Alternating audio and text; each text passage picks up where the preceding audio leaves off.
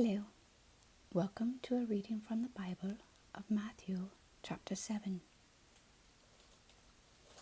Do not judge, or you too will be judged.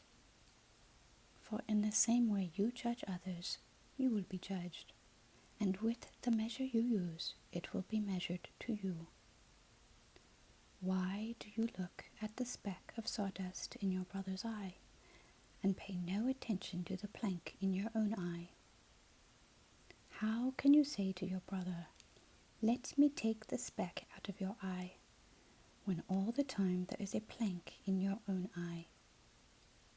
You hypocrite, first take the plank out of your own eye, and then you will see clearly to remove the speck from your brother's eye. Do not give dogs what is sacred. Do not throw your pearls to pigs. If you do, they may trample them under their feet and turn and tear you to pieces. Ask, and it will be given to you. Seek, and you will find. Knock, and the door will be opened to you. For everyone who asks receives, the one who seeks finds, and to the one who knocks the door will be opened. Which of you, if your son asks for bread, will give him a stone? Or if he asks for a fish, will give him a snake? If you then, though you are evil, know how to give good gifts to your children, how much more will your Father in heaven give good gifts to those who ask him? So in everything, do to others what you would have them do to you. For this sums up the law and the prophets. Enter through the narrow gate, for wide is the gate and broad is the road that leads to destruction, and many enter through it. But small is the gate and narrow the road that leads to life, and only a few find it. Watch out for false prophets. They come to you in sheep's clothing, but inwardly they are ferocious wolves. By their fruit you will recognize them. Do people pick grapes from thorn bushes, or figs from thistles? Likewise, every good tree bears good fruit, but a bad tree bears bad fruit. A good tree cannot bear bad fruit, and a bad tree cannot bear good fruit.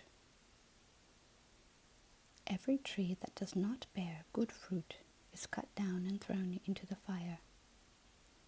Thus, by their fruit you will recognize them.